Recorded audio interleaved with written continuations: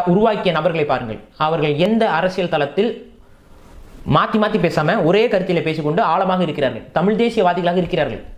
அவர் உருவாக்கிய ஒவ்வொருவரும் தமிழ் தேசியவாதிகளாக இருக்கிறார்கள். அவர் எனக்கு ஒரு மென்டோர், அவர் எனக்கு ஒரு வழிகாட்டியா இருந்திருக்கிறார்.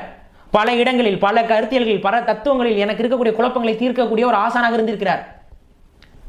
இதெல்லாம் யாரும் மறுத்துவிட்டு போயிட முடியாது. இது எனக்கு மட்டும் இல்ல, பல லட்ச இளைஞர்களுக்கு அவர் ஒரு வழிகாட்டியாக இருந்திருக்கிறார் தமிழ் தேசிய தளத்தில். அந்த மரியாதையை கொடுக்க கற்றுக்கொள்ளுங்கள். ஒருமையில பேசுறீங்க சாட்டை துரைமுருகன், ஒருமையில பேசுறீங்க.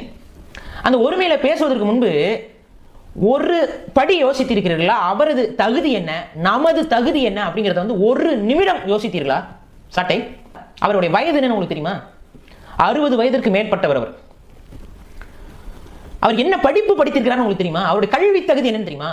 டாக்டரேட் இன் பிஹெச்டி தியரிட்டிக்கல் பிசிக்ஸ்ல டாக்டரேட் படித்தவர், முனைவர் பட்டம் பெற்றவர். சரி, அவர் அடுத்து அவருடைய தொழில் என்ன தெரியுமா? ரிசர்ச் அண்ட் டெவலப்மெண்ட்ல வேலை செய்யறவர்.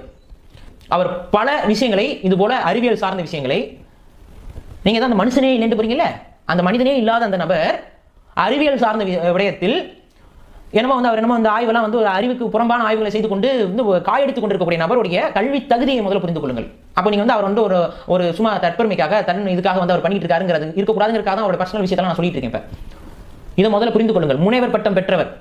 தமிழ் தேசியவாதிகளை முட்டாள்களாகவும் பைத்தியக்காரனாகவும் காட்டுறதுக்காகவே திட்டமிட்டு களமிறக்கப்பட்டவன் தான் இந்த பைத்தியக்கார பாண்டியன். இவன் உருவாக்கக்கூடிய அத்தனை பேரும் பைத்தியக்காரனாக தான் இருப்பாங்க.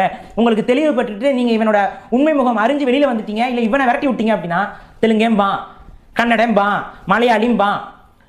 இதெல்லாம் நீ சொல்றியாடா? நீ எப்படா தமிழன் கேள்வி அங்க போய் கேளுங்க. பாண்டியா, நீ தமிழன் சொல்றீல, நீ எப்படா தமிழன்? நீ இது வரைக்கும் எதையாவது காட்டியிருக்கியா? வெளியில எதையாவது சொல்லியிருக்கியா? நீ சொல்லு. இப்ப நீ ஏதாவது ஆதாரத்தை காட்டு. நீ இந்த ஆதாரத்தை காட்டி, இந்த ஆதாரத்தை காட்டினா அவர் தமிழரை ஏத்துக்கன்னு சொல்லு. அதுக்கப்புறம் அந்த ஆதாரத்தை அடுத்தவங்க கேளு. எந்த ஆதாரத்தை காட்டினாலும் கிறுக்க மாதிரி பேசிட்டு இருக்க. இதை கேட்கணும்ல. எவனுங்க கேட்கறது துப்பு கிடையாது. ஏன்னா அந்த அளவுக்கு ஒரு முட்டாள் கூடத்தை உருவாக்கி வச்சிருக்கான். எவ்வளவு பெரிய மனநோயாளிவேன்.